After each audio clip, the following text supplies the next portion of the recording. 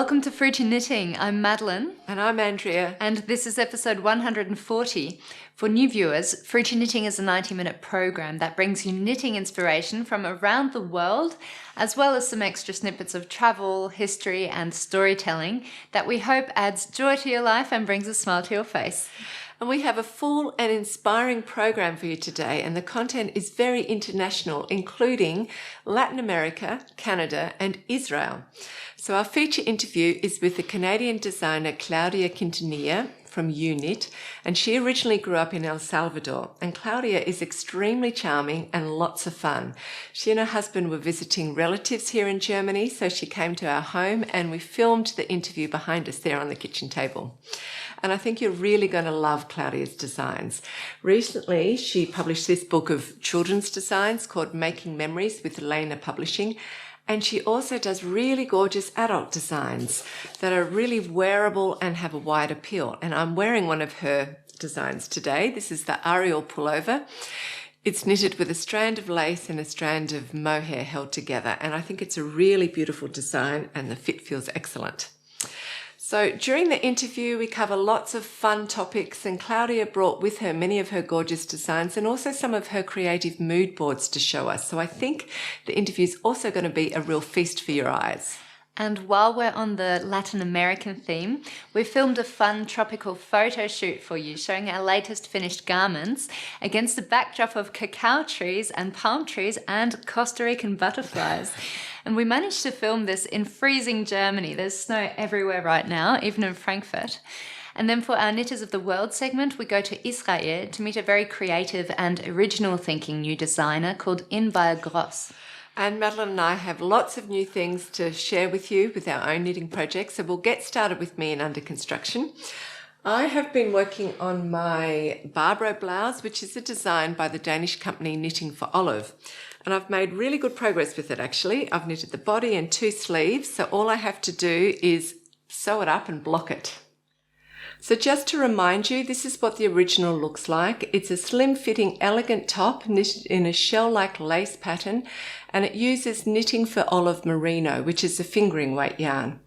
So I was wearing a shop sample of the Barbroe blouse during our interview with Pernilla and Carolina, and the fit was just really comfortable and perfect. So it was then that I decided I was definitely going to knit it. So if you've watched our last episode, you would have heard my story of how I knitted size small, and then I saw that the lace shell pattern wasn't really stretched out enough. And overall, the top was just a little bit too loose for me around the lower body and the waist. So this design is meant to have negative ease, which means that the final measurements of the garment should be smaller than your body measurements, so that when you put it on, it sort of stretches out and just fits you like a glove or very snugly. And that's exactly the look that I wanted. I wanted it to be a bit like a skivvy. And I'm hoping everyone knows what a skivvy is. It's a long sleeve, tight-fitting t-shirt with a turtleneck, and that's sort of exactly what I wanted. So I then made the decision to start again and knit it in the extra small size, and I'm super glad that I did that because it is now fitting me exactly like that and quite perfectly all over. So that was a good decision. And actually reading through people's project notes on Ravelry, I get the impression that this design can tend to turn out slightly on the larger side of every size. So maybe you want to think about that if you're going to knit it. So the lace pattern is really straightforward to memorize, especially if, like me, you've knitted the body twice. Nevertheless, I decided very early on that I was going to use little stitch markers for every single pattern repeat. And there's a lot of pattern repeats in one round because the pattern repeats are small. You can see that here in Madeline's knitting. So she's got colourful stitch markers on. So there's a lot of them. And that might seem like overkill, but I was really surprised at how helpful that is because it changed the design to be almost as simple as if I was knitting stocking stitch, and it became really easy television knitting. And that's because with the little stitch markers, because the pattern repeats are so small, you can immediately just pick up if you've made a silly mistake and you've got the wrong stitch count just in here. Without them, you'd have to think, okay, what have I done wrong? And you have to sort of count back through your row and think, okay, that's right, that's not, that's right. Here you can immediately see it. So you're picking things up a lot quicker. And the other thing I noticed is that you can sort of pick visually the patterns faster, so I can look at it. So just say I'm watching television, I get all involved in it and I lose track where I am. I just look down and I can immediately see, oh, it's 5 or 7 stitches between 2 decreases. So and otherwise I would have to sort of manually count back. So I just found that surprisingly it makes the knitting so much faster. That's just a little tip. Okay, so the body of the garment is knitted in the round bottom up until you get to the armholes, and then you split and knit the front and the back separately. And then when you've finished it, you graft the shoulder seams together. So there's not actually any seaming in the body part. And I just have to say that if you're not used to doing lace always looks terrible unless you block it. So at the moment it looks a little bit like a fishtail. Yeah, it just looks like a crumpled piece of cloth. But you'll see when it's finished, it has a lovely scalloped edging around the hemline. It has the same edging around the cuffs and also around the neck. So if you want to hold it for me here. Sure. Once you've done the body, you pick up stitches around the neckline and you continue the lace pattern for a couple of inches longer. So it's sort of like a low high neck, and it has this scalloping here. And the back of it, if you want to hold that there, has this really sweet little teardrop opening.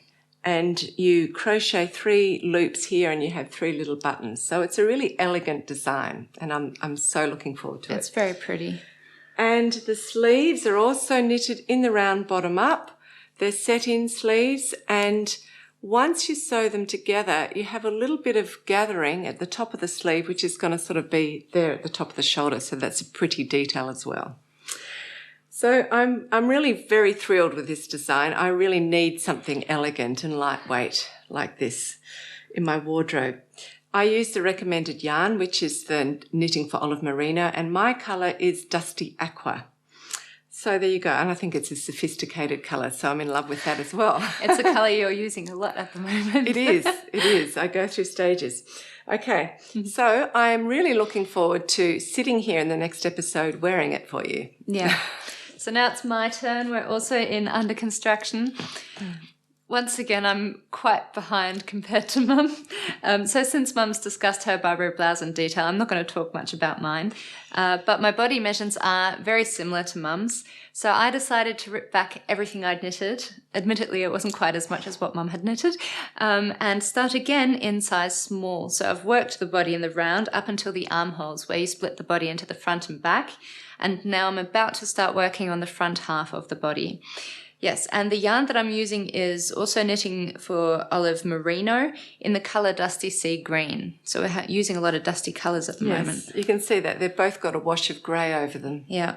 I'm a bit embarrassed by how much faster Mum's knitting her project. But I think apart from that, I'm quite happy with how it's going. And at the moment, I'm actually addicted to a book series by Terry Pratchett called Discworld. I'm sure some of you know this series.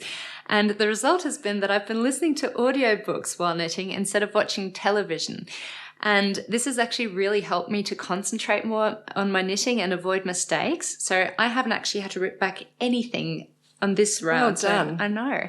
But partly I do have to credit it to Mum's marker trick. I thought it was way over the top to add so many markers, but Mum persuaded me to do it, and in hindsight, it has really helped me to just keep track of my stitch count and spot mistakes early if I do make any. Yeah. So that's my Barbroe blouse. And then apart from that, I thought I'd start a second project, but I'd make it smaller and faster to knit up. And I thought what would be perfect for that is just a little bag that with a long strap that you can hang across your shoulder. Now on Ravelry, there are a ton of different bag patterns out there. I found a really cute bag from Petite Knit. It's called Florence bag, and it just matched exactly what I was looking for. So here's a picture of it. What I like about this bag is that it looks very neat and it has a good size. It's not too small or too big, and it's simple but stylish. So when you buy the pattern, you also have 3 variations to choose from. You can make a small purse or a bag with a strap to hang from your shoulder. And the bag comes in 2 different sizes, so I'm going to make the larger size. It also has a zipper and is lined, and you can keep the lining fairly neutral by giving it a similar colour to your yarn, Or you can choose a strong contrast colour which can be seen through the lace holes, and that gives an interesting effect as well. So I'm using this pale green yarn for the bag, so I thought maybe a rusty brown would create a nice contrast, but alternatively I might just go for a darker green to keep things simple. Both colours would look good with a brown leather strap to hang across my shoulder. Now Petite Knit suggests a range of different yarns, and I'm just going for the Tubiana by Sand Nascan. I've actually worked with this yarn before in a different colour when I made the Sinner Top by Life is Cozy. So if you're interested in that, you can see that in episode 135. I'm just reading, it doesn't have a name, this colour. I need glasses, I think, but I think it's 8521. It's either 8521 or 3521 if you like this colour. Yeah. Anyway, the Tubiana is a fingering weight yarn, and for the bag you hold 3 strands of yarn together. So I actually got 3 balls of yarn, even though quantity-wise 2 is probably enough.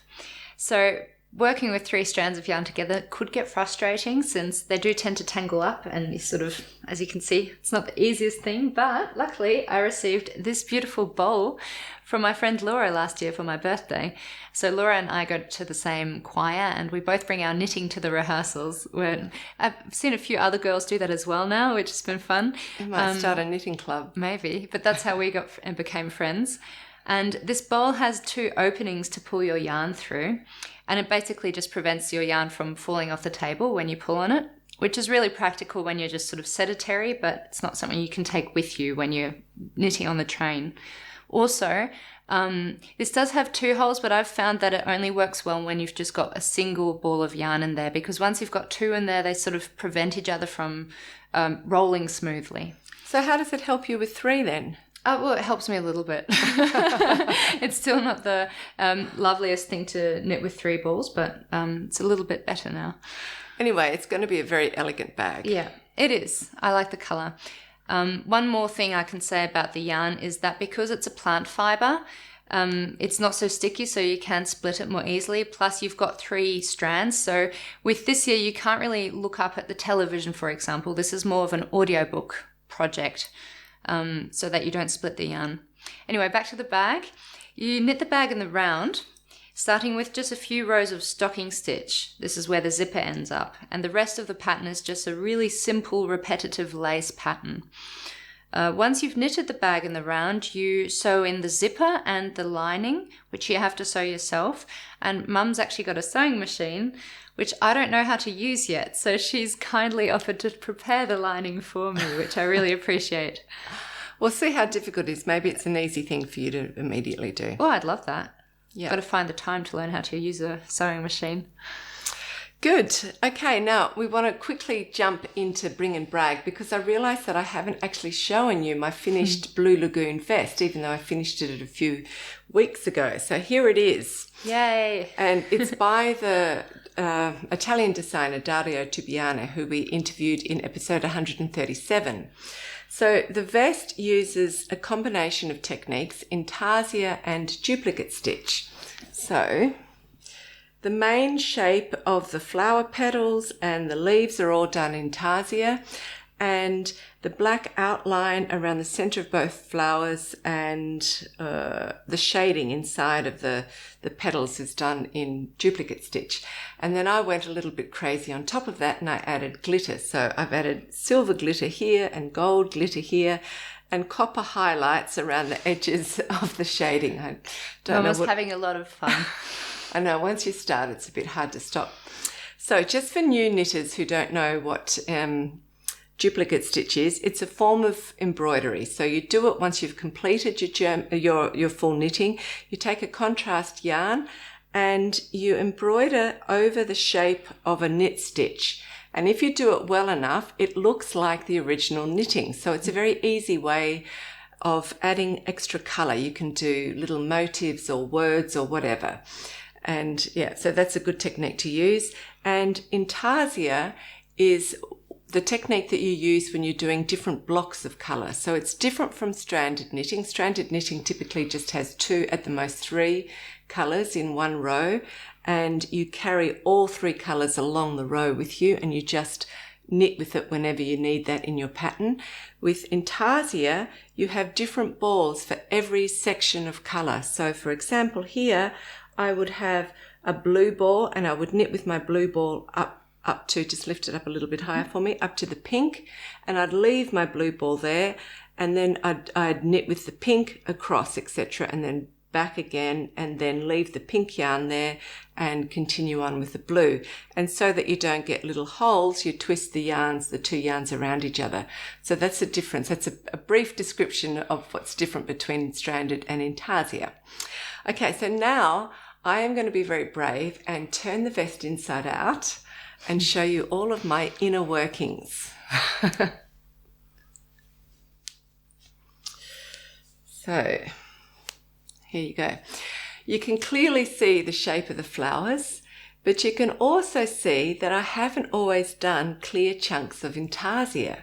Sometimes I've stranded the knitting instead. So for example here, in true intarsia, I would need a blue ball to knit to here, and then I'd leave it and knit with my green ball, and then I'd have another separate blue ball for this section here, and another separate blue ball for here.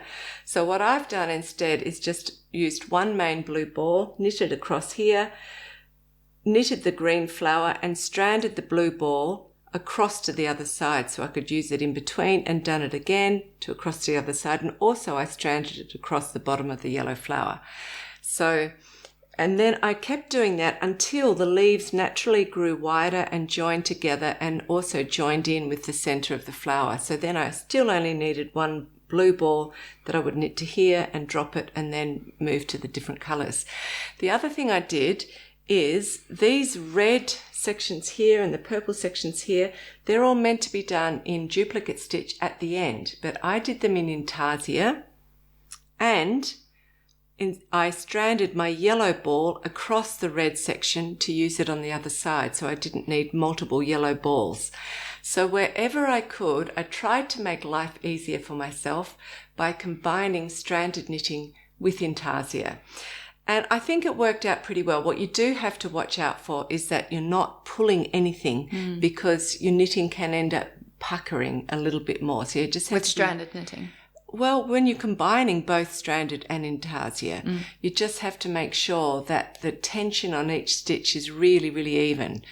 And You've been very flexible with this project. Well, I'm just trying to, I mean, it's a good idea to cheat whenever you can and make life easy for yourself. Didn't tell me that when I was at school. That's true. Okay. Welcome to real life. So, yes. And, oh, by the way, I have to point out that the glitter yarn isn't part of the original design. That's just me adding things on top of it. But I used the recommended yarn for this design, which is Mayak's Tibetan Cloud, and I am genuinely so impressed and thrilled with this yarn. It's not merino, but it's softer than any merino I've ever felt. It really is like a cloud, and it's called Tibetan Cloud. It's one of Mayak's latest yarn ranges. So the wool comes from an ancient breed of Tibetan sheep that freely roam in a semi-desert area. And the Tibetan nomads shear the sheep by hand in the traditional way that's been used for centuries. So if you're interested in finding out more about the company Mayak, we interviewed the founders back in episode 56. Coming up now is a fun little fashion shoot where I show off our latest finished garments. So that's my Gladden by Kim Hargraves, which has lace and bubbles on it, and the blue Lagoon vest that Mum just showed you. And Mum thought we should film this in the Botanical Gardens, mainly because of the 2 tropical flowers on her vest. But she also thinks that the bubbles on my Gladden make me look a bit like a cactus. Yes. So, I'm always trying to find new areas to do our little fashion shoots. Yeah. So this one's very plant themed. And we went to the Frankfurt Botanical Gardens, where we filmed the fashion show in the Tropicarium and the Butterfly House. The Tropicarium is just this really big glass building filled with plants from different tropical regions, including palm trees, cacao trees, and black pepper bushes, and of course a variety of ferns. And then just a 2-minute walk away from the Tropicarium was the Butterfly House, where the butterflies move freely amongst the visitors. And you can visitors move freely amongst the butterflies. That's probably more appropriate. We're going into their territorium.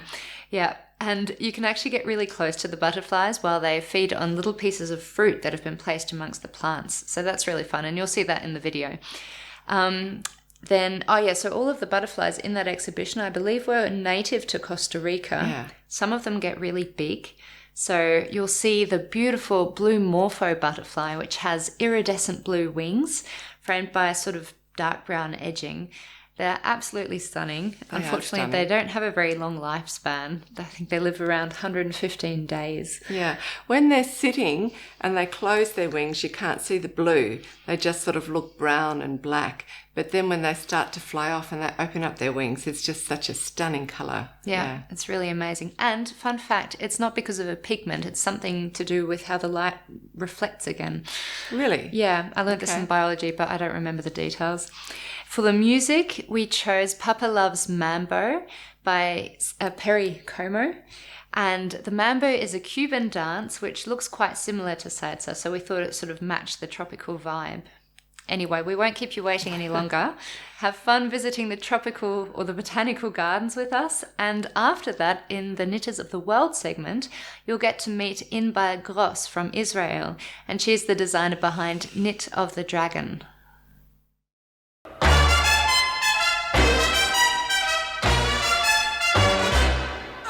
Papa loves mambo, Mama loves mambo. Look at him sway with it, getting so gay with it, shouting ole with it, wow. Papa loves mambo, Papa loves mambo, Mama loves mambo. Mama loves mambo. Papa does great with it, swings like a gate with it, he loses weight with it. Now he goes to, she goes fro, he goes fast, she goes slow, he goes left, she goes right. Papa's looking for Mama, but Mama is nowhere in sight. Papa loves mambo, Mama loves mambo. Having their fling again, younger than spring again, feeling that zing again, wow. Papa loves mambo, Papa loves mambo, Mama loves mambo. Mama loves mambo. Don't play the rumba and don't play the samba, 'cause Papa loves mambo tonight. Papa loves mambo, Mama loves mambo.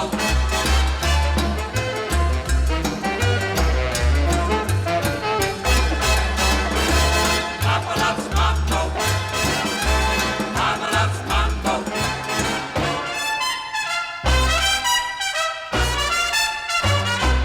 He goes to, she goes fro, he goes fast, she goes slow, he goes left, she goes right. Papa's looking for Mama, but Mama is nowhere in sight. Papa loves mambo, Mama loves mambo. Having their fling again, younger than spring again, feeling that zing again, wow. Papa loves mambo, Papa loves mambo, Mama loves mambo. Mama loves mambo. Don't play the rumba and don't play the samba, 'cause Papa loves mambo tonight. He goes to, she goes fro, he goes fast, she goes slow, he goes left, she goes right. Papa's looking for Mama, but Mama is nowhere in sight. Papa loves mambo, Papa loves mambo, Mama loves mambo. Mama loves mambo. Having their fling again, younger than spring again, feeling that zing again, wow. Papa loves mambo, Mambo, Papa, Mama loves mambo. mambo, Mama. Don't play the rumba and don't play the samba, 'cause Papa loves the mambo tonight.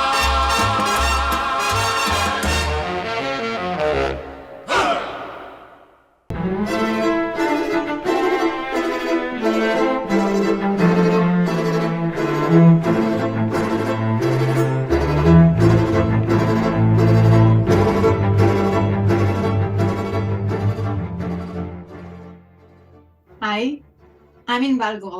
I'm a knitwear designer and knitting instructor, And I've always been a creative person. I was drawing, painting, quilting, and sewing my own bags. And I was always playing with colors and textures and looking for visual stimulations.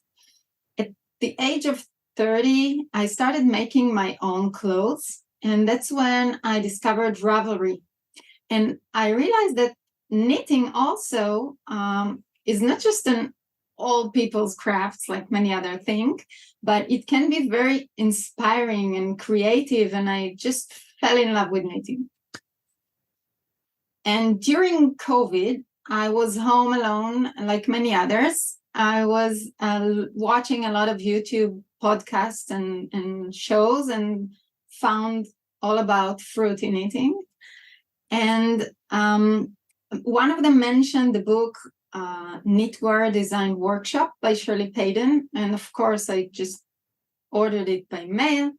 And I didn't know how significant this book is going to be in my life. Because just when I got this book in the mail, I saw that Shirley Payton is making a knit-along for the anniversary of that book. And the knit-along was for the pattern on the cover, which is her peacoat. So I had 2 days before lockdown to go and find yarn and to be able to use it for the knit-along. I couldn't find just one color for the whole project. So I just picked 2 colors, about half of the yardage from each color, and came home, and that's what I have to work with. So this is my version of the peacoat, and it is based on the exact same structure of Shirley's design, but everything else had to be changed. I had 2 colors, and I was struggling to find the way to incorporate these 2 colors in a coherent and aesthetic way, and not just divide the coat into a panel of separate colors. So I was looking online for solutions, and I found Suzanne Bryan's tutorial about intarsia cables. And I immediately knew I didn't know this technique, but this is my solution. So the front panel of the original design was thick vertical lines. And I didn't want a thick vertical line of one color on a different color background. So I looked for a design that had thin lines, more delicate look to it. And I found this design on the Japanese Stitch Bible, the Japanese Knitting Stitch Bible. And it was, I immediately liked it as the solution for my challenge. So what I learned is that when you change one motif, you're going to have to change everything else, because the original design was very graphic looking.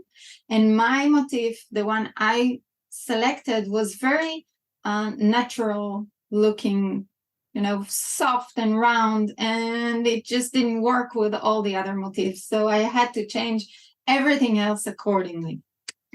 Every line you see must have a different strands of yarn. So I was very lucky not knowing what I'm getting into, because when I had to do the back, I was actually working with 14 strands of yarn.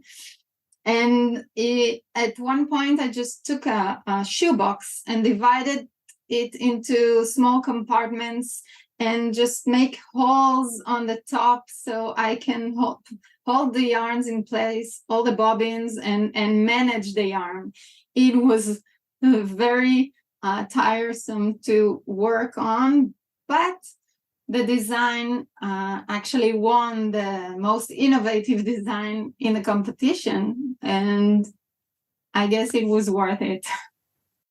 Not long after, still during lockdown, I saw that Suzanne Bryan is having a class for designing a satin sleeve sweater from scratch.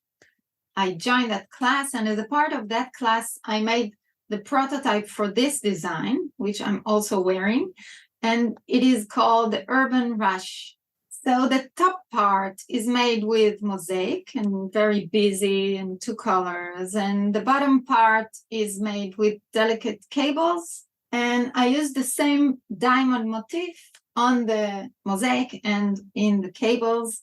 And also the diamond shape is hinted by the diagonal lines of the waistline.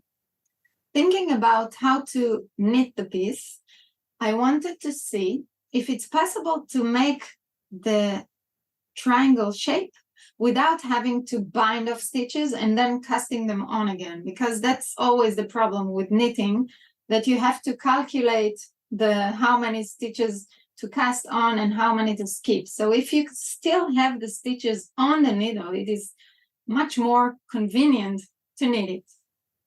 So the way the piece is constructed, it is worked from the bottom up. You knit the triangle shape with short rows, still doing the cables, and then you fill in each side with a mosaic until you reach the top of the triangle, and then you just work it as one piece. When I finished this class, Suzanne told me that I'm a talented designer, which surprised me because I didn't see myself as a designer. And she said that I should write a pattern for it. And I had no idea how to do it. There was a summit, a designers summit by Melissa Lippman, and I joined that. It was online. And I learned how to write patterns, how to grade patterns, and everything I needed to be a designer. But I still didn't see myself as a designer until there was a class by Gail, who is also known by the name Gigi Made It. And she said something that just changed my whole perception. She said that I can be a designer if I say that I'm a designer. And that's what I did. This design was made 1 year after the innovative version of the peacoat. And this time, Shirley Payden was making a design it along, and I joined as a designer. We were told to pick one of Shirley Payden's designs as an inspiration and make them our own. And then Shirley announced that the winning pattern will be published in Vogue Knitting magazine and that we should knock them out of their chairs. So the first thing I did was to go and look at the fashion world. Like I watched a lot of catwalks and what's happening in fashion, and I saw a lot of cutouts. And I thought that, well, cutouts are something that is very well known in fashion, but it didn't cross over to the knitting world. So that can be an interesting thing to do. And that's what I did. I sketched a lot of sketches, and eventually I just got this idea of having cutouts on the sleeve and also in the front panel. And the cutouts are a part of the whole pattern design. Now, I had 3 challenges, let's say 3 main challenges with this design. First of all, when you do cutouts, it means that you have holes in the garment. And I didn't want people to see through the holes, like the inner part of the garment. So I thought my solution will be make it double knitting. So you knit both sides as a right side, so you can actually turn it over and use it both sides. So that was first challenge. But the next challenge, when you can wear it in both sides, it means that all of your seams have to be very pretty on both sides. So I wanted as less seams as possible. So the way this garment is made is the body is just one big piece and is folded with the fronts on one of each other. And then the only seams you have are just the shoulder seams and the seams to connect the sleeve to the body. Another challenge, like challenge I had to figure out is how to make the holes in the sleeves, because I couldn't make it at the center of the sleeve. So what I did was design the sleeve flat. So the holes are actually half on one side of the sleeves. You work it open. Okay, so you have half of the hole on one side and then half of the hole on the other side. And you work it that way up to the armhole. Then you fold it over and you connect. That's the another seam that you have, and you must do it on the inside and on the outside. And you connect just these parts to have the holes. And then when you have a tube with the holes become the outer part of the sleeve. And so you work the sleeve cap on top of it. The third challenge I had to figure out was the edges.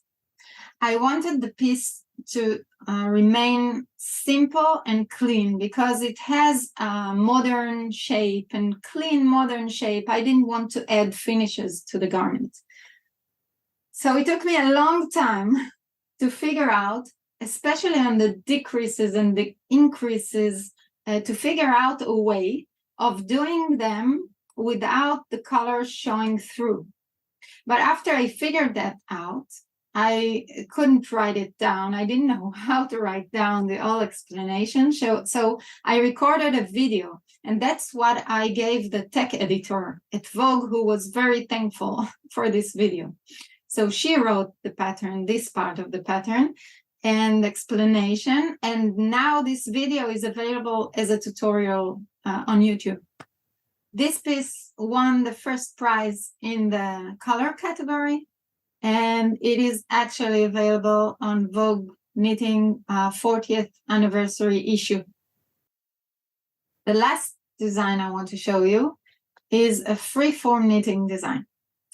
And freeform knitting means that you do have a general idea or a sketch of what you want to make, but you don't really calculate everything from the beginning. You just flow as you go. I did have a design, and I started with this talisman motif. But when I started to knit according to the design, I realized it just doesn't look the way I wanted it to. So I put the design to the side, and I started just knitting every piece and then look at it and think. So I started with the diagonal piece on both sides, and I just looked at it and I thought, now I want to break the flow with horizontal lines. So that's what I did here. And I kept measuring just the part that it's supposed to come on, and then figuring out how many stitches I'm going to need and just make it. And the whole piece is just flowing from the front to the back, again with the cutouts, and just working it very fluently and without a real sketch of it. This piece I made for another competition, and this time it's a local competition. There was a fund that gives money to designers who have social initiative. And during COVID, I was learning so much. I took every Vogue Knitting Live there was, and courses with great teachers online. When I looked at local Facebook groups, I saw that I have a lot to give. I have a lot of knowledge. Suddenly I realized, I know a lot. I also felt the power of the great global knitting community. And I realized that here, everyone knits at home alone. And that's when I decided that knitting is really at my heart, and it is my calling. And that there's so much to do here, to get people together and to make knitting more professional and to take the level up high.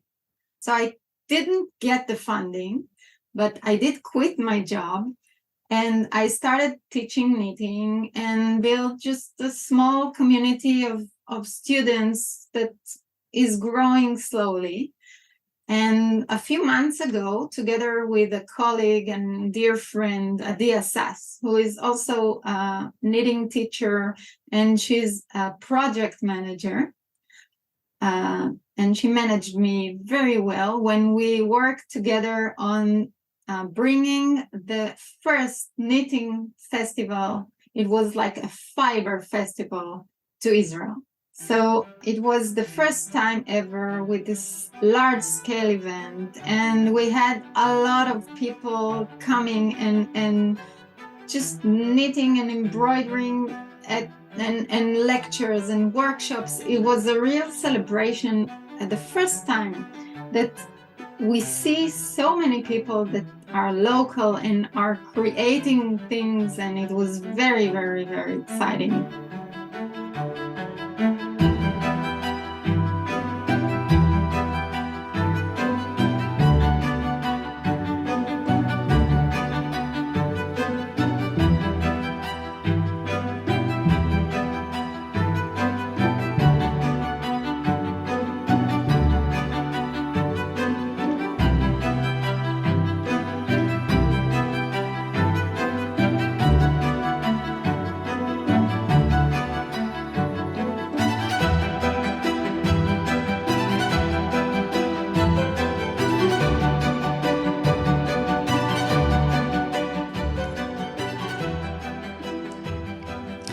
Welcome back. Now, apart from the occasional fashion show and us sitting on the couch presenting our knitting projects, we also showcase lots of different designers and yarn producers on the show, but we're not sponsored by any of them. To keep the show running, we rely entirely on the financial support of our viewers. So if you're watching Fruity Knitting and you find that it adds value to your knitting life, we invite you to support Fruity Knitting by becoming a patron, because every contribution helps us maintain a high quality in the content we produce and pay for the many work hours we put into the show. It also means that we can afford the necessary equipment, programs, etc., and cover our travel expenses when we gather new interviews for the show. And although the primary reason for becoming a patron is to support the production of this show, we also try to provide some extra benefits to our patrons, like special discounts and live events. So please do support Fruity Knitting by visiting our Patreon page and selecting one of 3 membership tiers. We've named our tiers after different sheep breeds. So yes. You can choose to become a Hebridean, a Merino, or a Shetland patron. Thank you very much for your support. Yes, thank you very much. Now, in the last episode, I knitted the Snowflake Angel by the UK toy designer Alan Dart, and I did that as a Christmas gift. And I also suggested that some of you may wish to follow along with me and knit Romeo and Juliet as a Valentine's gift, because Valentine's Day is coming up very soon on February the 14th. So Romeo and Juliet is also by Alan Dart, and I just think they look so cute together. They're absolutely adorable. As soon as I saw them, I fell in love with them and thought I just have to knit them. So here's a picture of the duo in a very classic pose. The 2 figures stand alone without any support. Juliet is the stable one, as she has a stiff circle of cardboard in the base of her skirt, and Romeo stays balanced because his hand is sewn to Juliet's hand and she keeps him upright. So Juliet stands at around 36 centimetres tall and Romeo is around 26 centimetres in his kneeling pose. So they're quite reasonably large figures. So I didn't manage to complete both figures, but I have completed Juliet, and I think she's really gorgeous actually, and she could even stand alone as a dreamy, love-struck maiden. She's looking incredibly elegant. I'm always surprised by how that's possible with knitted toys. It is. Yeah, she is. She is very elegant. I think she's so sweet that I was even tempted not to knit Romeo, but then I thought that would break her heart. And they look even cuter together. And actually, Juliet is the more complicated design, so Romeo is pretty straightforward to knit and he should knit up pretty fast. But as always, I'm impressed with all the little details that Alan includes in his characters. And you can see that Juliet has this really sweet fair isle pattern around the base of her skirt here with little love hearts upside down in the right way, all the way around. So that's very cute. And I've actually been trying to think, what era could she be? What is her costume? Because Romeo does look quite medieval and Juliet looks a little bit medieval with her cap and her long hair. But then this dress has a high empire waistline and puff sleeves. So it makes me think that she could also be a Jane Austen character. I don't know which one. Well, one that's very naughty and doesn't look after her hair, because I think in Jane Austen movies they always have their hair up. Yeah, maybe, unless they haven't come out yet. They're not of age. Oh, I really? think then they can have long hair. Okay. I'm not sure. I'm kind of making it up. We do have some costume experts in our audience. So maybe you can comment below. they would be able to say. Yeah, so by the way, we interviewed Alan Dart back in episode 118. If you want to find out more about his work, and he has hundreds of gorgeous characters and toys and designs. But he really is a very sweet, kind man. When he heard that I was knitting Romeo and Juliet, he sent me little gold beads and a red necklace so I could make a necklace just like the original Juliet necklace. So that was a very sweet gift. Yeah. And I really like the colour combination that he's used. So her dress is sort of like a blood red and mustard against a cream backdrop. But then he's given her russet coloured hair, and her cap and her rose are in deep burgundy. So having all of the reds in slightly different shades just gives the design a lot more interest and depth, I think. Yeah, and I'm surprised you don't really get the sense that they clash. When I saw the balls of yarn next to each other, I thought they don't really go, but here I think it looks really great. Creates a good... Another little detail is this rose, which I think looks really like a rose. All that is a little rectangular shaped piece of knitting with tapered ends, and then it's turned on the pearl side and just wrapped around itself, and it just really turns out like a rose. Great little details. And the little leaf on the stem here, you're just casting on some stitches and casting off, and it gives you that shape. What's the stem made from? The stem is a cotton bud that's just been wrapped in yarn. Okay. Yeah, so I think she's great. And I particularly also like the shape of her head. It's kind of heart-shaped, and it's slightly tilted to the side and down, which gives her quite a dreamy, love-struck pose. So she's quite adorable. Anyway, as I said, if you would like to knit Romeo and Juliet as a Valentine's gift, there still is plenty of time. Valentine's Day is February the 14th. Just around the corner. Just around the corner. And I've made a short video of me putting Juliet together so you can follow along and do that. It's only short, but it's got all the kind of maybe slightly scary techniques or techniques that you may not have done before. You can watch it. And so Juliet is more complicated than Romeo. Once you've done Juliet, Romeo will be a breeze.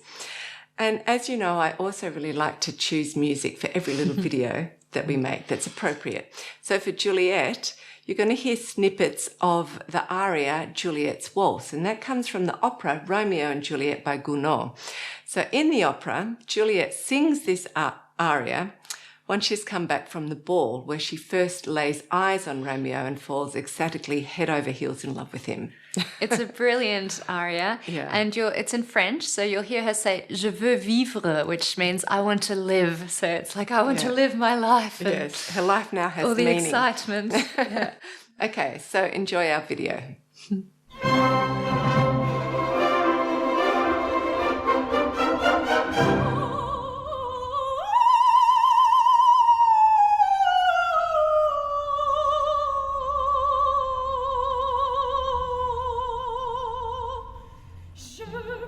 It probably took me around 4 hours to knit all the individual pieces of Juliet. And when it's time to assemble the pieces together, you start with the skirt and body. So I spread glue over one side of a thick cardboard circle and fit it inside the base of the dress. You have to line up the edges of the cardboard circle with the pearl row so it's lying even and flat, and then it has to dry for a few minutes.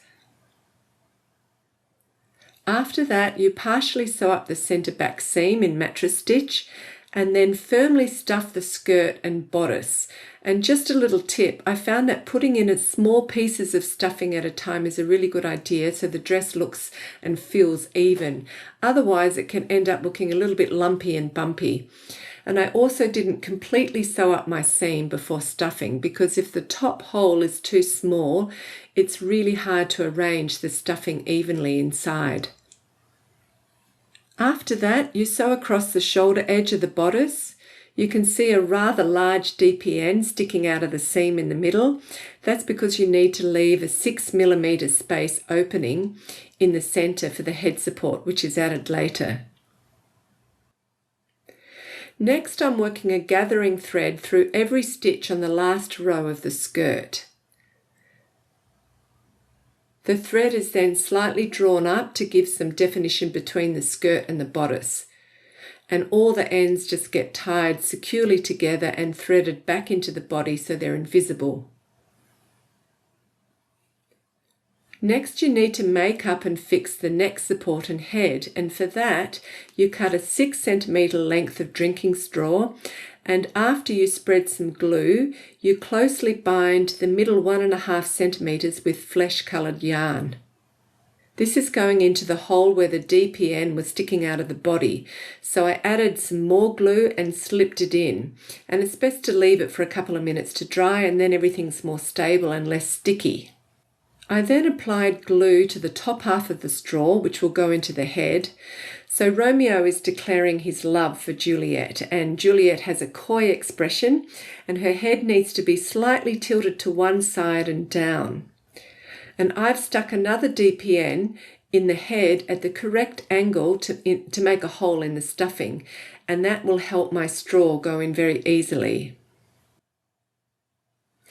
Then the knitted neck is wrapped around the straw and sewn together, and the top edge of the neck is sewn to the head and the bottom edge to the body. And next comes the face, which is rather fiddly. Juliet has a long straight nose that was pretty easy to sew on. After that comes her sweet little shell-shaped ears. So I marked the spot where they're meant to go and threaded the tail ends of the ears into the head. Then I put a spot of glue in that position and pulled the ears in place. So the ends go through to the back and get tied in knots, and the ears are securely connected to the head because of the glue. As I've said before, Alan uses the knitting as a grid and tells you exactly how many stitches across and rows down to embroider the features. And the tail ends are threaded through to the back of the head, which is later covered by the hair. So with the hair, you embroider a line of chain stitches over the top of her head for the hair parting. And then you cut many lengths of yarn for the long hair. Sew the strands through the chain stitches on the top of the head and adjust the ends so they're of equal length down each side. So this is just a really simple but effective way of adding hair. I gave the hair a trim first, but it still was looking very untidy, so I then tried to straighten out all the kinks in the yarn by steaming it with the iron.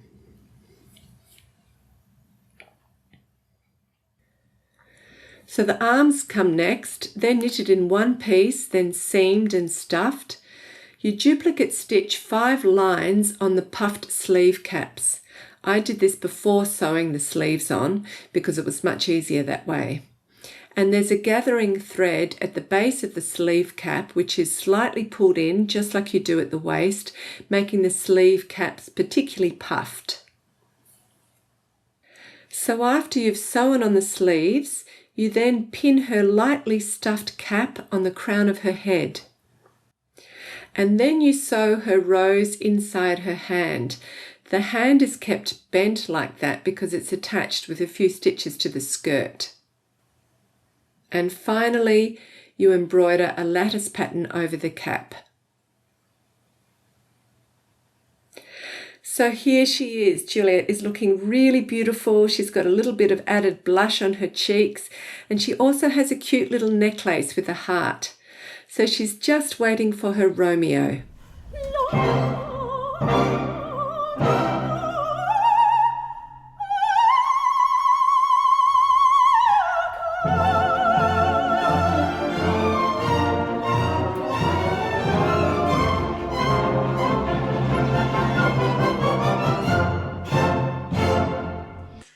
So, as Mum mentioned in the intro, our feature interview is with Claudia Quintanilla, also known as EweKnit. And Claudia recently brought out a book called Making Memories, Timeless Knits for Children. I think it's a really great book, so I thought we could just quickly take a look at it together. And the first thing I noticed was the book cover, because these days most book covers are sort of glossy and smooth. But this one's bound in like a slightly rough green fabric, which I think makes it look a bit more vintage. And I think that just sort of fits the whole theme. So in the introduction, Claudia first of all writes a bit about her childhood, where she grew up in El Salvador, and the role that crafting played in her family and community. So all of the women in her family were constantly sewing and crocheting and embroidering, making things for themselves and for others. And on special occasions, they would all come together, for example, a child's birthday, and discuss what to make for that child. So early on, Claudia understood crafting as a way for family members to show their love for one another. And she goes on to write that every piece of handmade clothing is like an act of love towards the recipient, but it also serves as a reminder of the person who made it and can prompt other people around you to start sharing that person's story, which is particularly the case if you pass down something through generations. And then she also emphasizes that her grandmother was a huge influence on her and really encouraged her to be creative and experiment with different ideas. So once she actually surprised everyone, including her grandmother, by turning her pink frilly bedroom curtains into an amazing dress for her baby cousin. And I just really like this introduction because it's very entertaining, but Claudia's personality also really shines through. She's a lot of fun. And she's a lot of fun, very charming, so I'm sure you'll like her. After the introduction come 2 pages explaining the abbreviations. And then you get straight into the knitting patterns.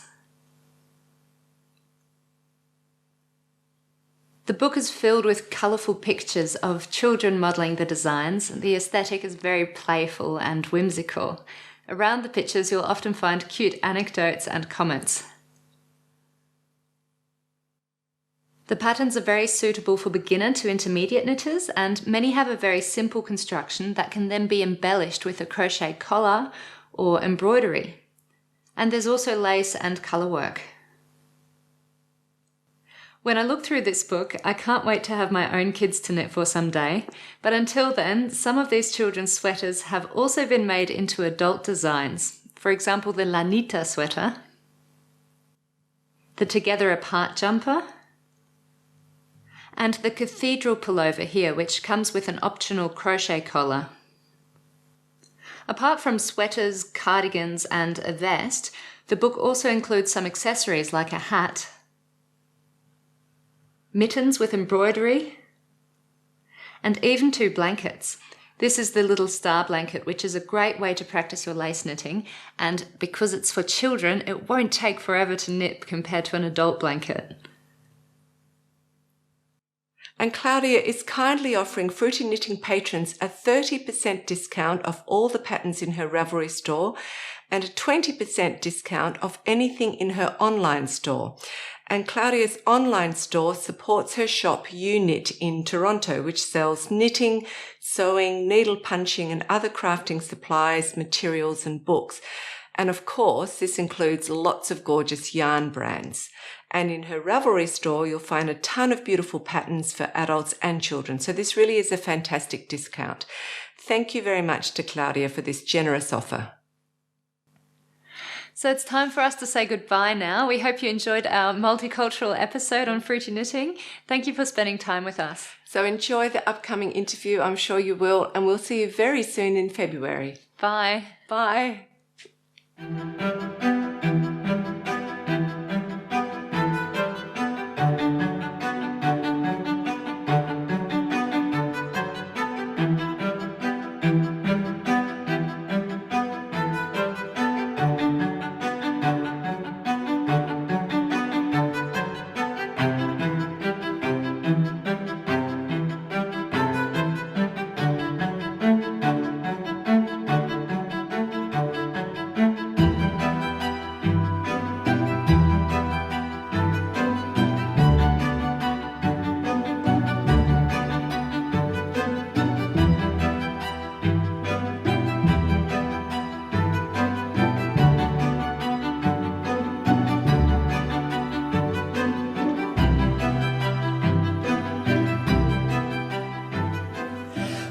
to Fruity Knitting. Joining me today is Claudia Quintanilla, the designer behind EweKnit. So Claudia is originally from El Salvador, and in 1990, as a young mother, she fled to Canada to escape the Civil War. And there in Canada, she studied Latin American literature, and eventually she fulfilled her dream of owning her own yarn store. Now Claudia is also working as a designer, and she's recently published a book of children's designs with Lena Publishing called Making Memories, Timeless Knits for Children. Now Claudia and her husband came to Germany to visit some relatives, and we thought it was just an excellent opportunity to interview her in person. So welcome to our home and our Offenbach studios, which is really just the kitchen table. It's great to have you here. Oh, thanks for having me. I'm so honored to be here. It's exciting to have you. Thank Okay, now you're based in Toronto, but Yes. as I said, you grew up in El Salvador, Yes. and your background story is interesting. So we'll start there. Can you fill out the story of how you came to be a knitwear designer and own a yarn store in Canada? Yes, I think there have been 4 moments that took me to be a knitting designer. Number 1 happened in El Salvador when I was a little child. My aunts and my mom, they were very oriented Crafty, people. yeah. They were really crafty, and so they used to make these beautiful big blankets for weddings. You have to order the blankets in advance because they could take probably 2 years to make because they use really fine needles to do it. And was that crochet or knitting? Was crochet. Okay. And they already have memorized the designs. They didn't use any magazines. They didn't use any books. They just have all the design in their head. So I really want to learn. They told me in that point just by looking at them. And another thing that they used to do that I really like is that they used to have a piece of newspaper and they could cut that newspaper giving the shape that they want to acquire for their garment. Okay. And in base of that shape, they would crochet their sweaters or their tops or their dresses. Okay, so they So- basically cut their own patterns out of Yes. newspaper Yes. and then crocheted the shape of them. Yes, very much like a tailor. Yeah. And then the second moment was when I started school. I went to school with nuns just for girls. And there was a nun named Sor Judith. And I approached her and I asked her, Sor Judith, could you teach me how to knit? And she said, yes, under the condition that you don't speak. I think my reputation had preceded me because I was a girl who liked to talk a lot.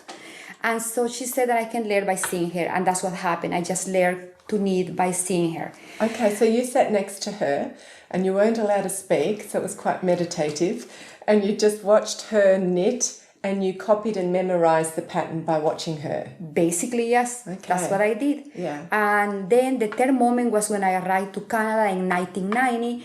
I went to school in Canada. I did my undergrad, I did my master, but then when I started my PhD, in the middle of my PhD, my daughter became sick, like with a chronic illness, and I have to stay home, what was really difficult for me. So Especially someone who likes to talk. yes, it was really hard. I like to read at that point, so I was reading a lot too. But I went for a walk one day, and in a window, I saw this beautiful Rowan magazine. Oh, Rowan magazines. Yes. Yeah. And I thought, oh my God, that designs are so pretty.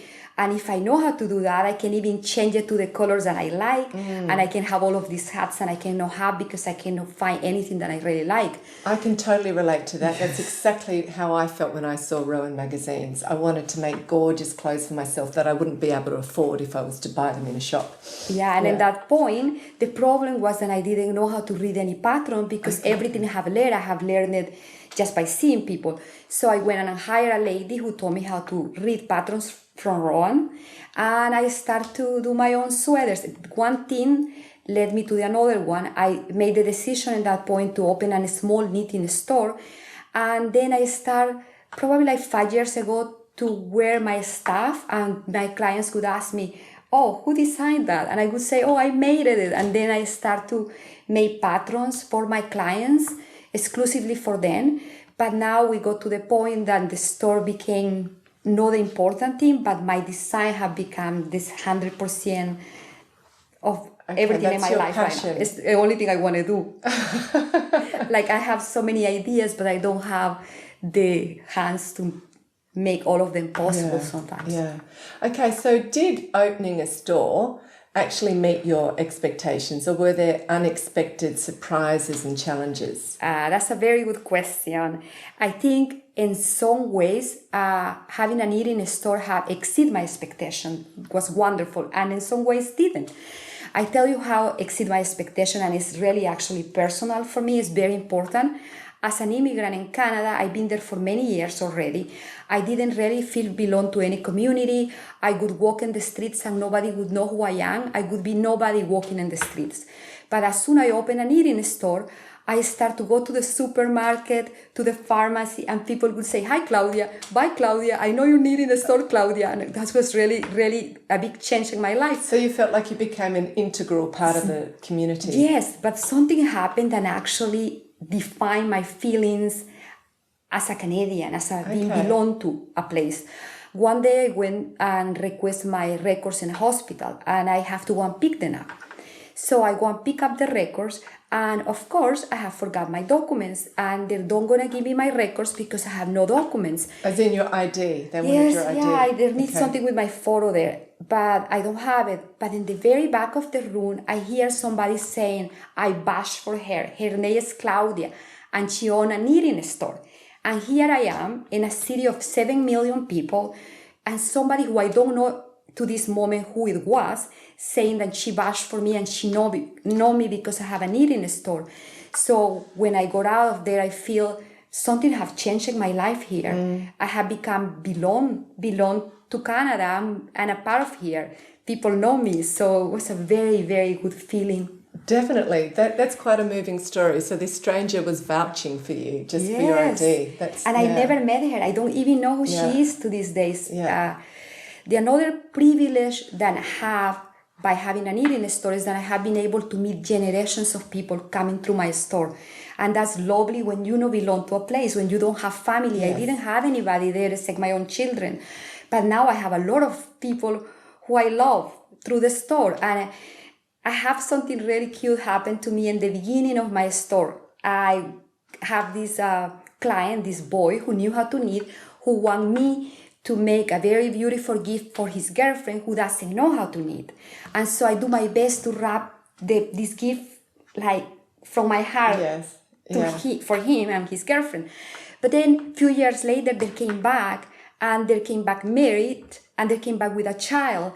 and then they came back with her grandmother, with the mother, and different people needing things for this child.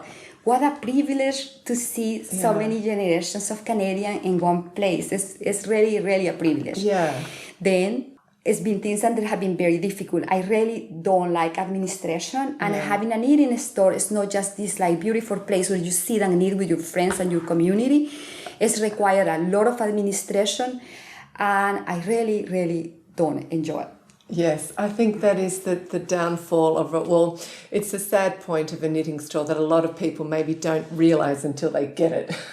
Yeah, there's a lot of physical work too. Yes, definitely. The packing and unpacking and stocking and counting and taking account of what you've got and what you haven't got. And another thing is then you become like a manager. Because you're too small to really have enough stuff that you need to have. Yeah. And that's really hard if you don't really want to be managing people. It's difficult. Yeah. Okay, so that's really interesting background. Particularly, I found those stories are lovely that you shared. And I think maybe people don't think of that, but as an immigrant, it's a really great way, if you own a store, to integrate into a community and feel like you're belonging, isn't it? It is. Yeah. It is huge. Yeah. I cannot even begin to tell you how it made me feel that day. Yeah. Let's get on to your designing, because that's your big passion now. How has your designing evolved over the years, and what special features and techniques do you really enjoy incorporating into your creations? My design have evolved over the years. In the beginning, I was doing a lot of things in base of another knitters, knitters that I admire a lot, like Kim Hargraves. Yes. One of our favourites too. Rowan Magazine, and Marie Wallen. Thanks for the help there. They're also our favourite designers. I really, really admire them, and I really did want to be like them. But things have changed over the last 3-4 years, and now I'm more inspired by fashion.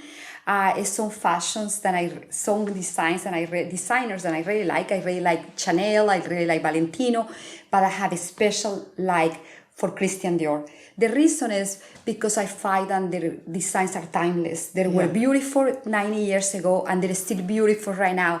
And I don't see the reason why as knitters we cannot produce pieces like that, because we have everything for it. We have the cashmere, we have the silk, we have the mohair, we have like high quality materials, and in the top of it we invest hours making it, 200 hours, 300 hours. And that is what couture is. Couture is some pieces that they're made with high quality fabrics or threads. And high skill. Exactly. And we are that. We 100% that. I totally agree. So I really fascinated by the new director of Christian Dior. She's the creative director. Her name is Maria Grace. And she's doing something that I'm really touched by it and admire. She went to Guatemala and ordered this fabric that is woven, and it is so beautiful. But then they took the fabric to Italy and they produced this beautiful collection, and the collection of dresses is fantastic, but it's inspired again by Guatemala. And then where they have this fashion show, the people in the fashion show are people who look similar to the people where this fabric was produced. So I really admire what have happened there, because I think they put the people who actually did the craft in the first place. Yes. And that's what we are as knitters, like creators. Yeah. And so in this point, I'm working with a little collection that is inspired in the 17th century French painters. And the reason why I chose that is because I'm fascinated by the colors. So this is a new collection? Yes, it's a new collection that I think I may have it ready by the middle or the end of next year. Okay. And is it adult garments? Or? Yes, they're adults. Okay, this is really my dream. This is my dream because it's really the expression of something that I really, really want to do, that I have inside, that I haven't been able to ever put it outside.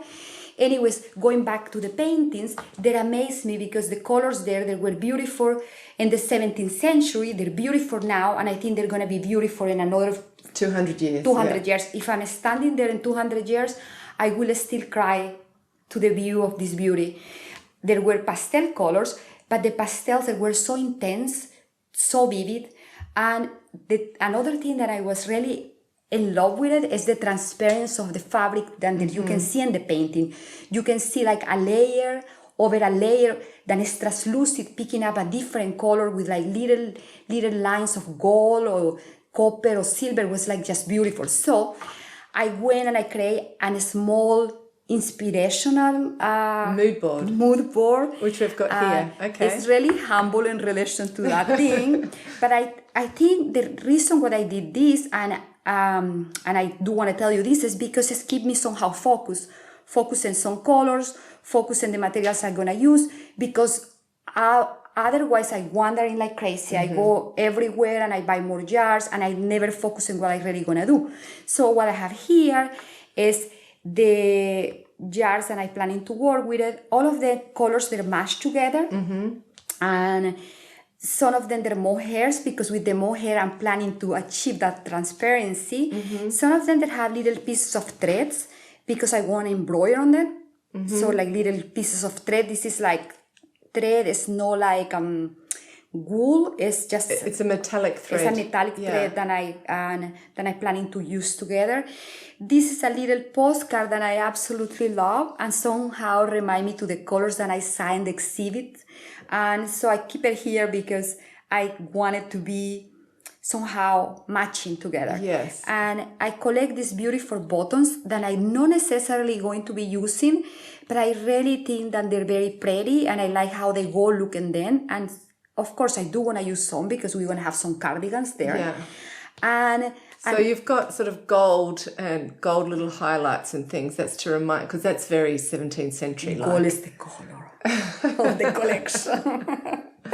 And you've also got some silk, so you've got lots of different surfaces, shiny ones and see-through. And for some of them I have the name inspiration here too. I cannot read it, I have no glasses. Don't ask me for that. And then I went to buy threads, not threads, I'm sorry, what is Ribbons. the name? Ribbons. I went to buy ribbons because I thought that ribbons have a lot of that transparency. And so I went to buy ribbons and the colors that I'm going to be working with.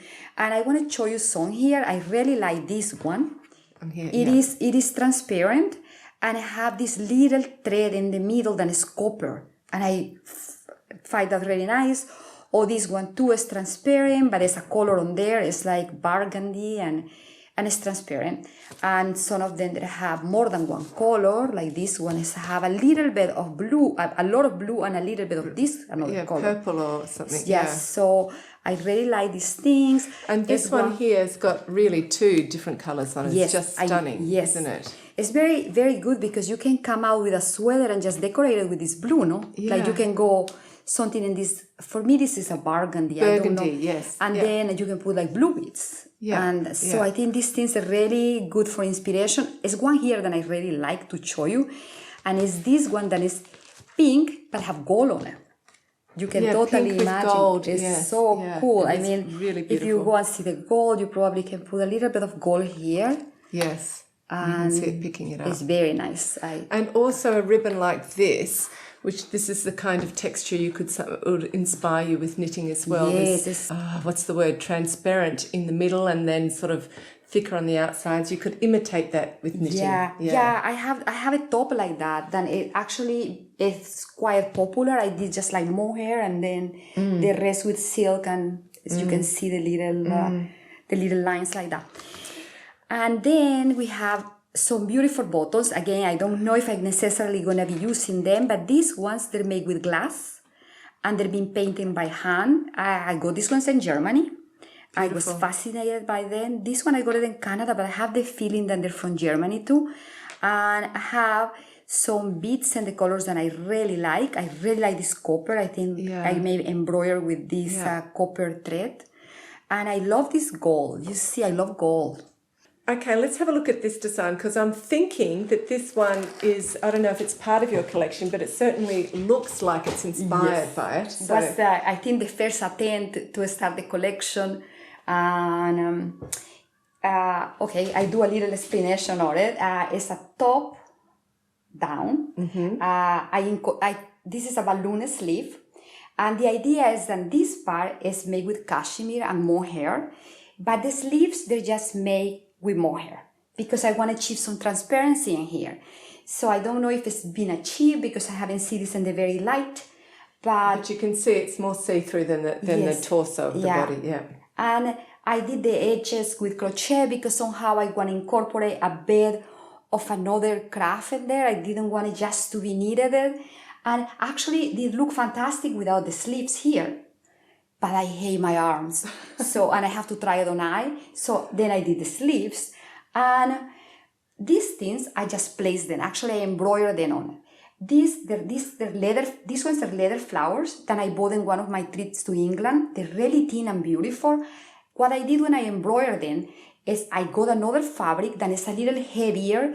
I think it's called tulle. And I put it in the back because I don't want this thing to be falling up like that. So I went and I did this in the back.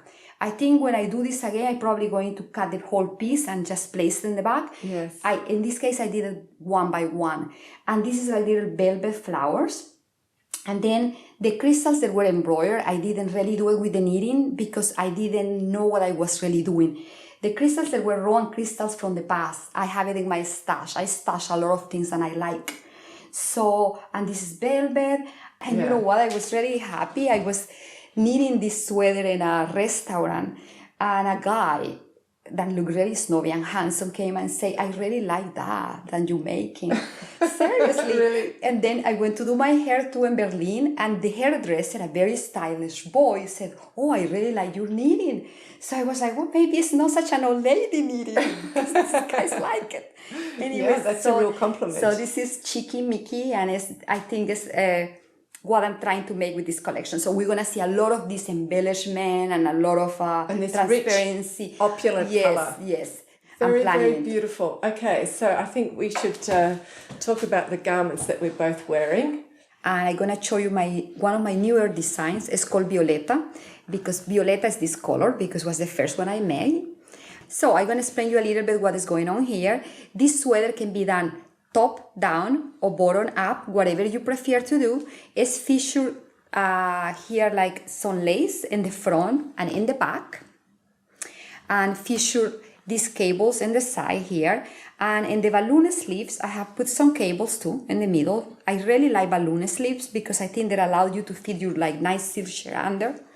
And this one was made with fingering and mohair. And I do gonna mention that because this one was done with sock yarn and mohair, and it's way more stiff. But both the fingering, but this one looks stiffer. Yes, because I think the way that they respond the yarn is so different, and this is way heavier, and I tend to like this one better. Yeah. This line is here because I was gonna fold it and sew it like that, but actually I ended liking it like this. It's way more comfortable, and the line I don't mind the line. It looks like a little bit of a necklace. Yes, yes, and it's a little bit of short rods here. I just did the short rods in the neck and in the hem, because I have done another patterns with short rods in the whole sweater, and it's a little bit complicated for the knitters, and we receive a lot of emails after. And you can fancy up. I think that this sweater will look really nice in a DK, then it's a semi-rustic yarn, and oversized with your jeans. I think would look fantastic. But like this, I wear it with like a nice silk skirt, Skirt, yeah. And I make it more dressy because I'm a dressy lady. Yes. I don't wear jeans. It's very elegant and soft and cuddly. It's Okay, they're beautiful. So that's been released recently. Yes. Okay, now let's talk about, first of all, the one that I'm wearing. Oh, this is one of my favorite Patron, and it looks so beautiful in Andrea. She's given it to me. Can you believe it? You just see how beautiful. It's exactly the color of her eyes, and it's just fit and so honored. I can't believe she's given it to me. It is stunning. I love it. Okay. The reason why I brought this one is, and the major reason why I brought it is because I really like the yarn that was made with. It's done in a lace that is like pure wool. It's no process in that wool, and I put it together with mohair, what make it really resistant. So this sweater has been there for years, haven't been wear. It's been an example for like 5 or 6 years. I don't remember exactly, but it's nice. It doesn't have any balls. I'm going to explain you a very little of the construction really quickly. It was started in the front here, and when I got here to the armholes, I turned it and I pick up from here. I did a couple of short rods, and then I start to do all the back. And then when I got to this point, I join it together and I did all the knitting all to the bottom. And then I pick up from here and did the sleeves really tight. And that's all. That's a good, easy, simple construction. Just doing it separately to the underarms, joining it around and continuing. Then you can decide how long you want it as well. Yes. And this just happens to fit me perfectly. Yes. I'm so lucky that she wanted to wear it. And I really cannot believe you've given it to me. So the yarn is Isagar. Yes, it's Isagar lace. I don't remember the name. I have problems remember things. I think it's called Tweedy. They have a spinny and Tweedy. I think this is Tweedy, and it's just the lace too. Yeah, and it's very elegant, and you've got twisted stitches here in the ribbing. And I like how the twisted stitches meet in here. I really like that. You can notice it in that. I didn't have another one. I didn't, but you can notice here in the how this twist stitch look like a little. Yes, part of the pattern. It's supposed to don't be warm, but I think it's pretty warm right now. Very, very beautiful. I know I'm sort of, we're suffering for knitting. We're wearing our knitwear in summer. Okay, now this beautiful design. I must say that I love this yarn. I love this yarn, and I love this yarn a lot. This is made in Harrisfield Daylights. It's a yarn that is beautiful. It's very squishy, very natural, and very smelly. And have a very little bit of pink in there that I really like. Construction based, this sweater is super simple. I did it bottom up, and I put a little bit of lace in the sleeves, and it's some short rods when we join together the sleeves with the body. In the back is some short rods. But the interesting part for me about this pattern is this like little design called water lily. I find this little motif, and then I went and decreased the motif in a way that became the yoke of the sweater. And in the end, I just did like a couple of short rods here because I really like short rods. And this, I like how this end here too. This is just like 3 rows of just purling. Yeah. And Reverse that's all. stocking stitch there. Yes. Yeah, it's very simple but elegant. Yeah, and one thing that I cannot forget, this sweater was featured in Lane Magazine 12. It was the most popular in the magazine. Well done. And this sweater is in a cardigan too. And it's go to size 5X. Yeah. Most of these ones do. And as a cardigan look really pretty too. Yes, I can see that. That's really beautiful. Okay, so one more adult design. Oh, I'm so excited about that. I'm really excited about that because this is the mistake. It doesn't even have a name yet. Yes, you And- told me that often you love to cut your knitting. Yeah, and you I do love love- to, when you make mistakes, often they end up being part of the design feature. And this is a good example for that, isn't it? Yes, Okay. I'm a big cutter and paste. I love to cut things like Cut and paste. I love it. It's something that it made me happy when I have a piece of knitting and I can use the scissors. It's such a good feeling. Anyways, it was a sweater, okay? Now it's a dress, but it was a sweater that ended with a yarn that was, for some reason, grow like crazy. And the sleeves, they went to here. And so I thought maybe if I cut the sleeves and I do less in the sleeve, and that would improve. And it did improve. I cut the sleeves and then I called my daughter and I tried on her and she looked beautiful. But then I saw it on her and I thought, hey, this should be a dress because it's too drippy anyways. So I went and I took it out from her and I did some short rods in the bottom. And it looked fantastic. I have some photos with her and I in some art galleries that I'm going to send you. But then I wasn't fully happy either because I think that the yarn already grew and it's going to keep growing. So I went and I found a yarn that I thought that was more bouncy and I chose... Had more memory. And I chose my favorite one. Then it was another sweater made with the Harrisfield Daylights. I really like their stuff. It's really nice. And I add a little bit of mohair. So one strain of mohair. I don't remember which mohair it was because I really believe that mohair made things last longer. Yes. And so now I'm happy. It's not the same to see it on than to see it in here. It's like really, it's a short dress, but it look really like with tights and with nice boots. And Very it's just... stylish. We'll put in photos here. Yeah. So is it top down or? It's top down and it's a lot of texture. I think this texture is called waffle. It's I have a few short rods in here because I love the short rods. Yeah. I just put them in the neck and I put it in here because I thought that would make it look really better for the dress. Very good. And that's it. Okay, so the short rows are done in the ribbing. That's really clever. Yeah. That because it doesn't disturb this pattern Yes, at all. I try to do that a lot. I sometimes I do it in the whole garment, but it's cause a lot of problems and more explanations. So I think that is nice. This is really lovely. Okay, well done. Now, Lane Publishing recently released your second book, which I showed at the beginning of the interview, Making Memories, Timeless Knits for Children. So can you talk about how the book evolved during the writing process and then show us some of the designs from this book? The book evolved, I think, in 2 phases. The first one was the creative phase where I was like very upset because my grandmother, who was like my mother, she brought me up, had passed away, and was 2020, the first months of the pandemic, so the airports were closed. I couldn't go there, so I have to focus my energy in doing something that she probably would have loved me doing. And I thought, I'm going to be a grandma one day, so perhaps I start to make sweaters. And in the terms of 6 to 8 months, I have made like 35. Wow. Yes, I make a lot of them.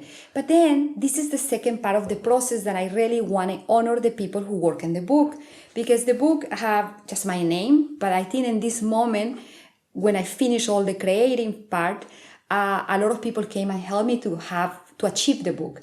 First, Terry is my editor, somebody who have worked for 45 years in the industry. She did gray and edit all the patrons. Then my friend Nicoletta, who worked with me, need all of them to prove that their work and to avoid mistakes. And there's still some mistakes, but to avoid as many as we could.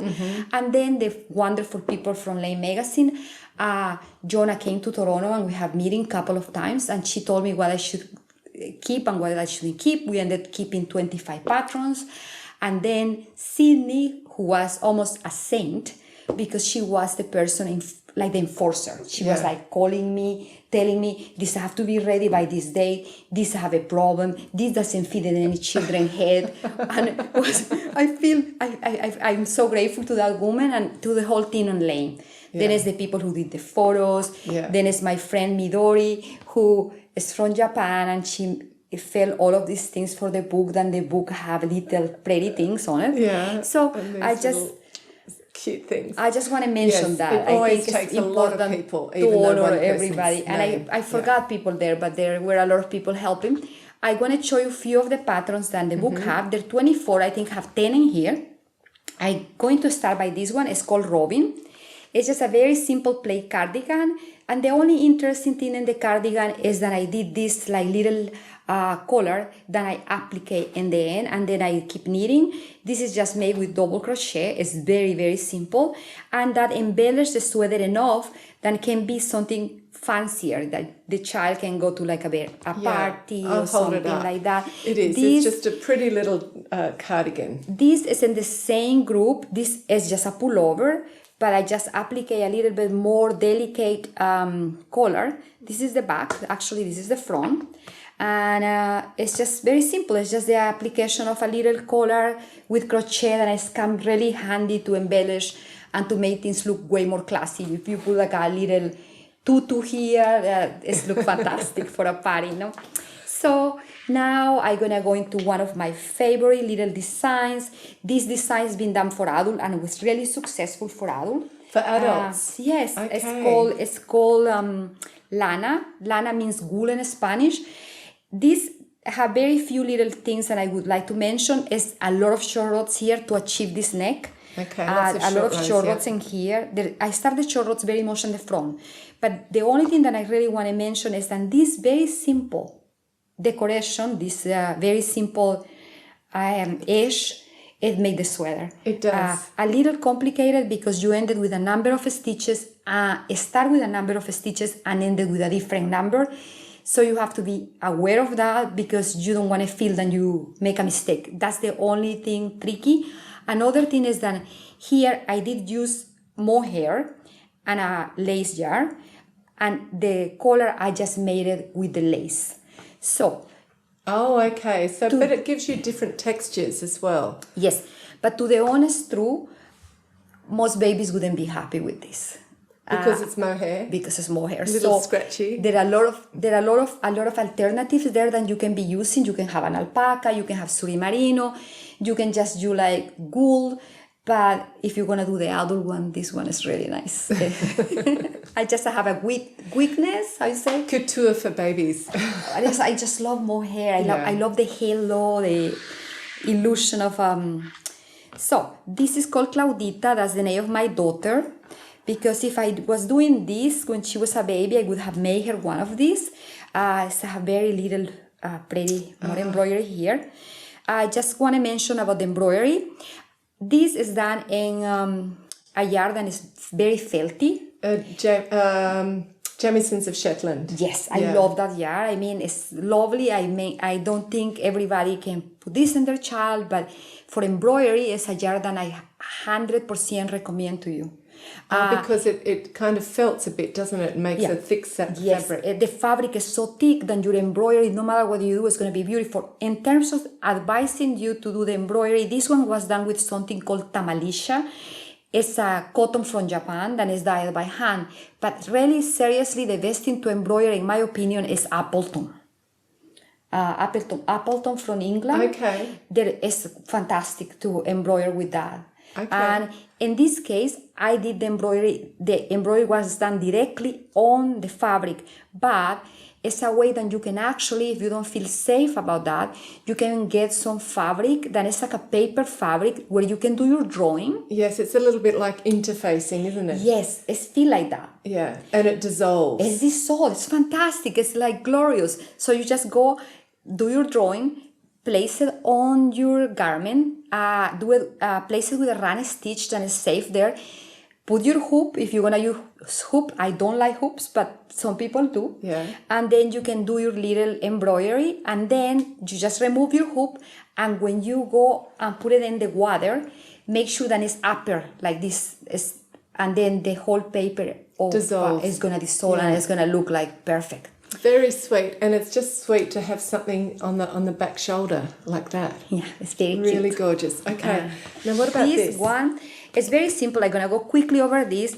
Again, it's like with a yarn with felt, and I really want to try this kind of brocado on it, where you have like an embroidery that is done with the same lace, with the same the same yarn, and you just see some kind of the shape that is different. I don't know if I fully achieved it, but the interesting thing in this sweater is that I thought that the yarn was itchy, and I thought maybe I should lace it, I should line it with something.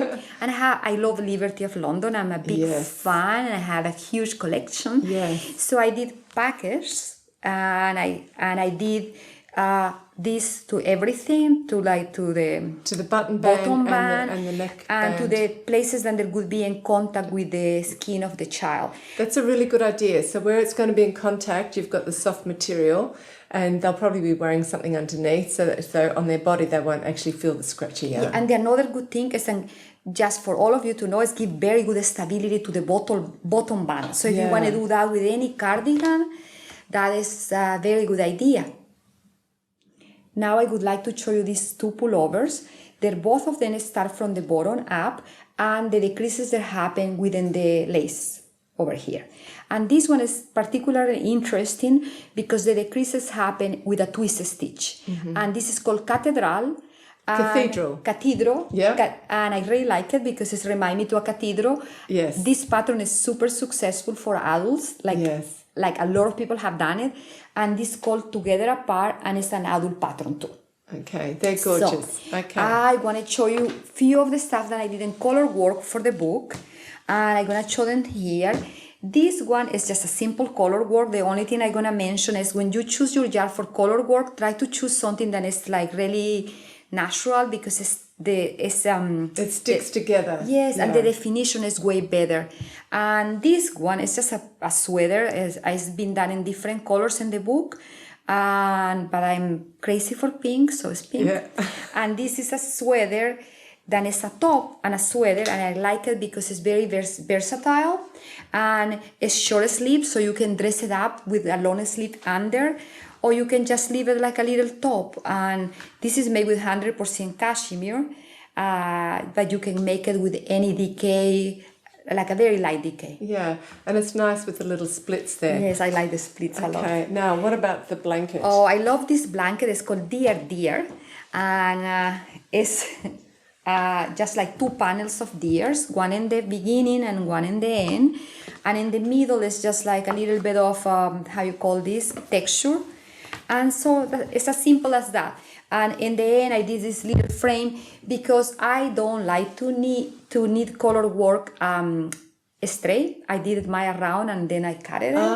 But in the book, the instructions are for doing it straight because it's so little. Yes. But I just have allergy to that. Yeah. So that's easy. If you like straight ferrule, you can. And remember that I told you that I love. Yes. I love She likes to sisters. cut. I love the Son of Sisters. They're I love. Especially sharpened dressmaking scissors. Yes, they sound so good. And this is a very tiny piece. If you want to make something quickie for a quick gift, this is fantastic, and it's so functional. It's just a vest. And her or him, they're going to be able to run around anywhere they want. And that is interesting. I have something that I would really like to show you. All the patterns for really tiny kids have buttons in the back. That's like good. Because kids hate to have things going through their head. Yeah, okay. And now I'm going to show you some of the accessories on the book. Not all of them, but some of them. I will start with these little gloves because I really like them. They're just simple gloves with a little bit of embroidery, and I think they're very cutesy. Really cute. And then a couple of socks, and they're just like with a little bit of lace. I like these socks with just a little plain diamond in the back. And a little scarf, because a little scarf is always nice. It's lace with a little bit of a cable edge. I was wondering what you did on the edge to make it not roll, but that cable edge is perfect. Let's put it here so the camera picks it up. That's really beautiful. Okay, now in your book, you also emphasize the importance of family and community. So how do you believe knitting can positively impact not only our own lives, but also the lives of everyone around us? I must say that this is my favorite question. I think we all knit, and the reason why we knit is love. Either because you love the craft or because you love the person that you're gonna give what you're knitting or what you're making, whatever you craft on it.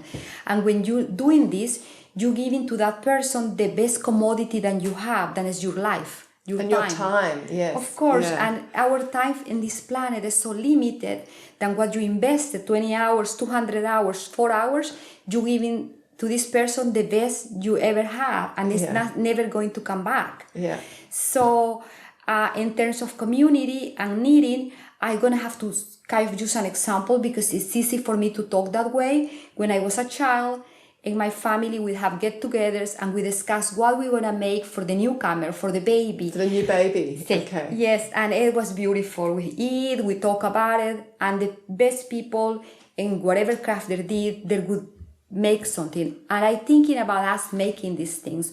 During we make this sweater, we give to this sweater our time. And during that time was happening, memories and history was happening to the person making it. Emotions were in there. Yeah. And so then when this piece was given to the child, this child would get a little bit of history and time and love from the person who made it. Yeah. And so that way we make history and memories, and the child get identity and get to be more belong to this group. And furthermore, maybe he's going to be passing, or her, going to be passing this piece to a child of him, and he's going to have to say, where it came from. My aunt did this for me with love, and she used to do this, and she used to be this way. So it's history and memory there. It's like it's a beautiful thing to give. So, and then I would like to finalize saying that it's so nice to be creators when we give a gift, then we create, then we not just consume. We went for being consumers to creators, and we giving the best thing that we have, then it's time and love. Now, that's why you've called your book Making Memories, isn't it? Yes, that's probably my favorite part of the book. I think was the one that came easier. Yeah, the name, because that's essentially what you just described then. You're making memories when you're coming together to think and plan what you're going to give to a newborn child, and that memory gets passed on to that child and future generations. That's really, really beautiful, and it's been a real privilege to have you on Fruity Knitting. It was so fun to be here. So thank you so much. Thanks giving us your time. Thanks to you. Let's say goodbye thanks to all of you. Yeah. Let's say goodbye to the viewers. Bye. Bye. Thank you.